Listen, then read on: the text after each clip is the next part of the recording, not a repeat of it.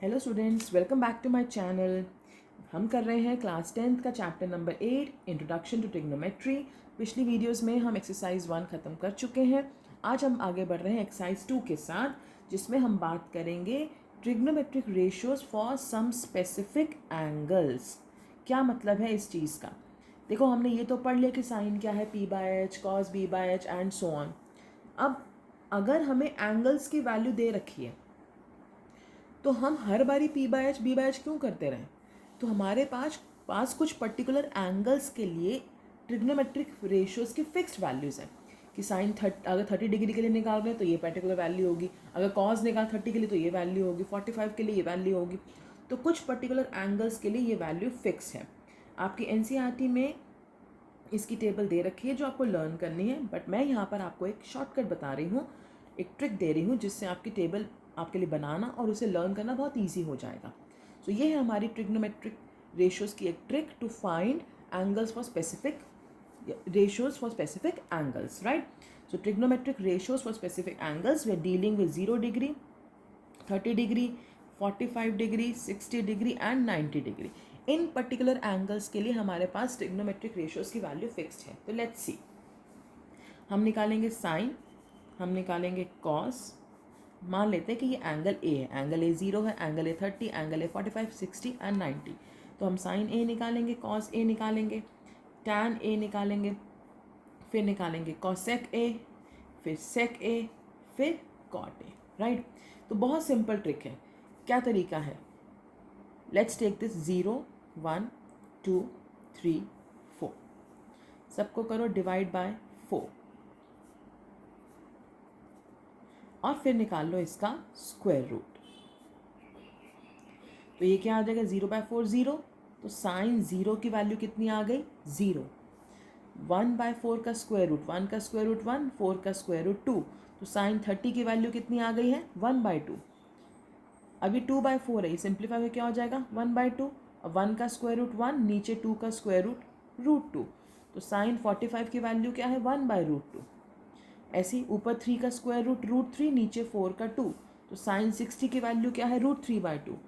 4/4 is 1, square root of 1 is 1, तो sign 90 की value क्या है? 1। अब कॉस की वैल्यू निकालने के लिए सबको रिवर्स लिख दो। ये वाली वैल्यू यहाँ आ जाएगी, ये वैल्यू यहाँ आ जाएगी, ये यहाँ और ये यहाँ, पूरा सीक्वेंस उल्टा कर दिया। तो cos 0 is 1, cos 30 is √3/2, cos 45 is 1/√2, cos 60 is 1/2, cos 90 is 0। अब tan क्या होता है? tan होता है साइन अपॉन कॉस, तो 0/1 0, 1/2 अपॉन √3/2, 2 से 2 कैंसिल हो जाएगा, साइन 30 tan 30 आ जाएगा 1/√3। फिर tan 45 क्या होगा? साइन अपॉन कॉस, 1/√2 अपॉन 1/√2, दोनों कैंसिल हो जाएंगे, 1। 60 के लिए इसको डिवाइड करेंगे, √3/2 अपॉन 1/2, 2 से 2 कैंसिल, √3। फिर 90 के लिए इसको डिवाइड करेंगे 1/0। जब भी किसी नंबर को हम 0 से डिवाइड करते हैं, that is always equal to infinity या नॉट डिफाइंड। तो हमारा tan 90 क्या आ जाएगा? 1/0, दैट इज़ 0 या इन्फिनिटी या नॉट डिफाइंड।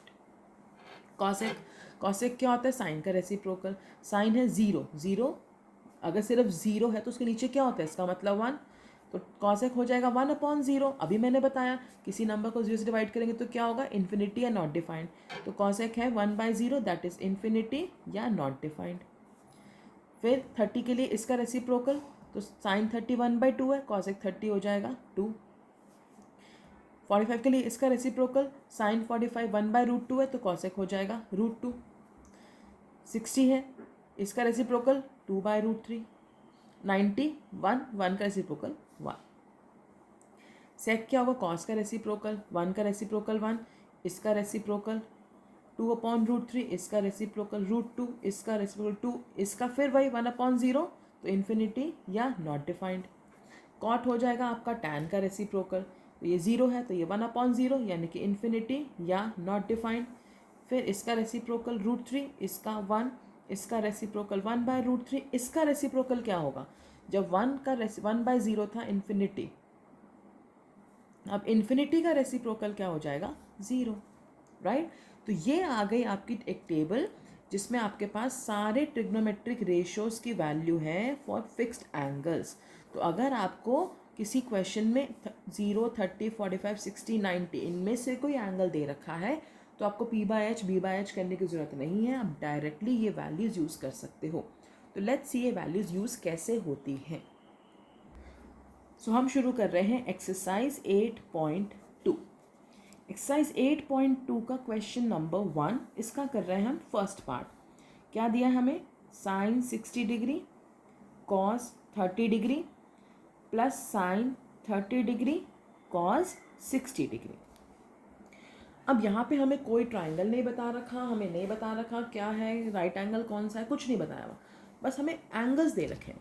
तो अगर आप एंगल्स देखो तो क्या है 60, 30, 30, 60। इन एंगल्स को हम इस टेबल से कैलकुलेट कर सकते हैं क्योंकि हमारे पास इस टेबल में वैल्यूज़ हैं। तो हमें इसमें P/H, B/H करने की ज़रूरत ही नहीं होती, हम डायरेक्टली ये एंगल्स इन टेबल से निकाल सकते हैं। तो अगर आप टेबल में चेक करोगे जो आपकी बुक में भी दे रखी है पेज नंबर 125 पे, साइन 60 की वैल्यू होती है √3/2। डायरेक्टली साइन 60, पूरे साइन 60 की वैल्यू क्या आती है √3/2, यानी परपेंडिकुलर और हाइपोटेन्यूज का रेशियो क्या आ रहा है √3/2। कॉस 30 होता है √3/2, साइन 30 1/2, कॉस 60 1/2। यही देखा था हमने टेबल में कि हमने साइन 60 की वैल्यू निकाली थी √3/2, कॉस 30 √3/2, साइन 30 1/2, कॉस 60 1/2। अब क्या हो जाएगा √3 इंटू √3 3, नीचे 2 इंटू 2 4, प्लस 1 इंटू 1 1, 2 इंटू 2 4। तो ये क्या आ जाएगा 4/4, दैट इज 1। सिंपल, सिर्फ वैल्यूज डाली और हमारा क्वेश्चन सॉल्व हो गया। Let's take up second part also. Second part में दिया है 2 tan square 45 degree plus cos square 30 degree minus sine square 60 degree. tan 45 का स्क्वायर है, cos 30 का स्क्वायर है, sin 60 का स्क्वायर है। टेबल में अगर आप देखोगे तो tan 45 1 होता है, इसका स्क्वायर। cos 30 √3/2 होता है, इसका स्क्वायर। sin 60 √3/2 होता है, इसका स्क्वायर। तो 1 का स्क्वायर 1, 2 1 ज़ा 2, यहाँ पे √3 का स्क्वायर 3, 2 का स्क्वायर 4, माइनस √3 का स्क्वायर 3, 2 का स्क्वायर 4। तो कट गया, आंसर क्या आ गया सीधा 2। Easy. Let's take up one more part. So third part में दिया है हमें cos 45 degree upon sec 30 degree plus cosec 30 degree. तो cos 45 अगर आप टेबल देखोगे तो वो होता है 1/√2। फिर है sec 30, sec 30 होता है 2/√3। cosec 30 होता है 2। ठीक है, अब ऊपर तो एज इट इज़ 1/√2, नीचे दोनों का एलसीएम क्या हो जाएगा √3। यहाँ पे 2 है, यहाँ पे क्या होगा √3 से मल्टीप्लाई, तो 2 + 2√3। अब नीचे वाले फ्रैक्शन का क्या होगा रेसिप्रोकल, तो 1/√2 इंटू √3/2 + 2√3। ऊपर मल्टीप्लाई 1 इंटू √3, नीचे 2 इंटू √2, 2√2, √2 इंटू √3 √6, तो ये आ जाएगा 2√6। अब क्या करना पड़ेगा आपको, इसे रैशनलाइज। देखो सिंप्लीफाई तो करना ही पड़ेगा, उसमें तो कोई ऑप्शन नहीं है आपके पास, राइट। वैल्यूज़ एक बार आपने पुट कर दी फिर तो कुछ भी नहीं है, सिर्फ एलसीएम लेना और रैशनलाइज करना है, जो आप क्लास 9 में कर चुके हो। तो नीचे क्या आ जाएगा 2√2 + 2√6, 2√2 माइनस 2√6, यानी कि a² minus b², a plus b, a minus b, right.